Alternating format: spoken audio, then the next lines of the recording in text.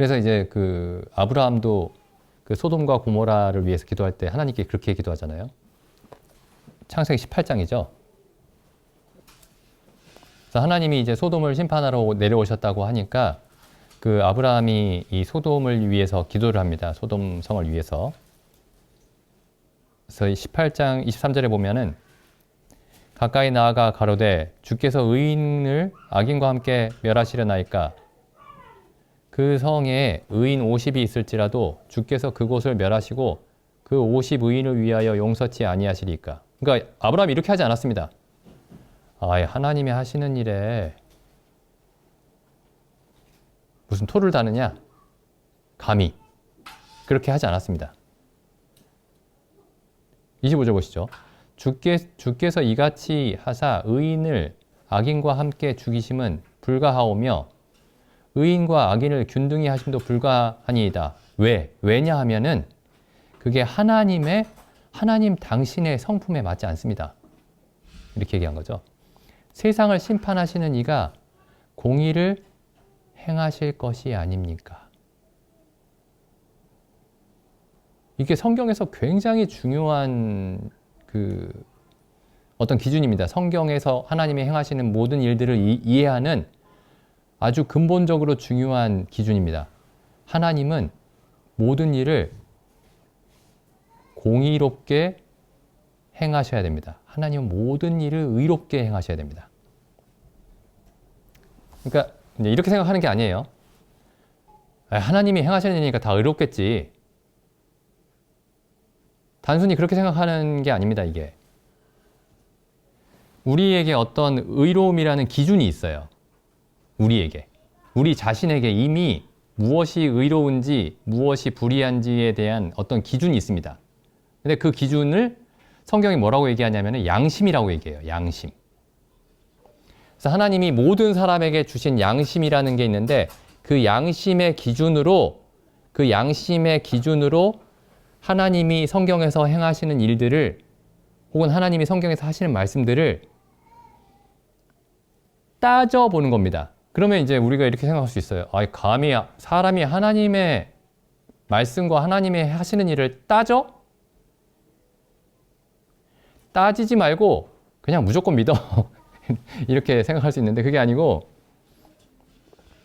사람이 감히 하나님께 따져 물어? 그게 아닙니다. 왜냐면은 우리가 우리의 취향을 가지고 하나님이 하시는 일과 하나님 말씀이 우리의 취향에 맞는지를 따지는 게 아닙니다. 지금 우리가 따지는 게 뭐냐면 양심을 가지고 이 양심의 기준으로 하나님이 하시는 일에 대해서 그게 의로운 일입니까? 라고 질문하는 거예요. 그리고 이 양심이 하나님 자신의 목소리입니다. 그러니까 하나님이 우리 안에 주신 하나님의 기준으로 하나님이 하시는 일을 이해하는 겁니다. 달리 얘기하면 하나님이 우리에게 주신 하나님의 마음으로 하나님의 일을 이해하게 만드시는 거예요. 그 일을 반드시 해야 됩니다. 우리가 그렇게 안 하고 무조건 믿어. 여기 베드로전서 말씀 보시죠. 베드로전서 3장 21절입니다. 물은 예수 그리스도의 부활하심으로 말미암아 이제 너희를 구원하는 편이 곧 세례라 육체의 더러운 것을 제하여 버림이 아니요 오직 선한 양심이 하나님을 향하여 찾아가는 것이라. 자, 하나님을 향해서 찾아갈 수 있는 유일한 우리 마음속에 있는 유일한 그 기관이 뭐냐면 정신의 기관이 뭐냐면 양심입니다. 다른 기준으로는 하나님을 이해할 수 없어요. 그러니까 양심이라는 게 눈이라고 생각해 보세요. 눈. 그러니까 하나님을 볼 수 있는 눈이 뭐냐? 양심이라는 눈입니다. 그러니까 이런 게 아니에요. 어떤 사람들이 이렇게 얘기하죠. 내가 어떤 사람이 성경 하는 얘기를 들었는데 마음이 편안해지더라. 뭔가 충격적인 뭔가 깨달아졌다. 그렇게 해서 하나님을 아는 게 아닙니다.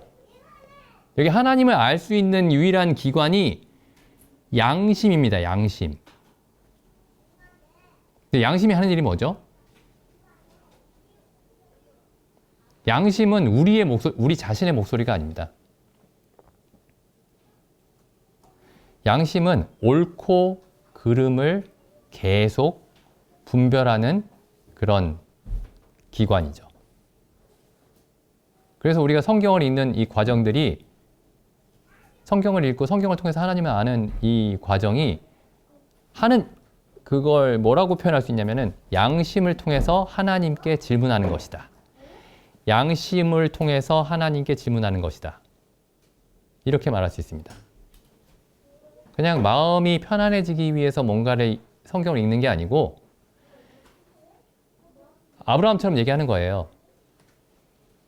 세상을 심판하실 이가 공의를 행하셔야 되는 것이 아닙니까? 예를 들어서 우리가 매를 맞더라도 이거 의롭습니다.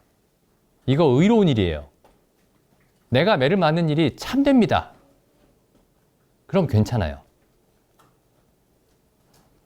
그런데 내가 상을 받았어요. 큰 상을 받았는데 굉장히 좋은 일이 생겼는데 이거 이러면 안 되는데, 내가 굉장히 잘못했는데 나에게 굉장히 좋은 일이 생긴 거예요. 그럼 불편한 겁니다.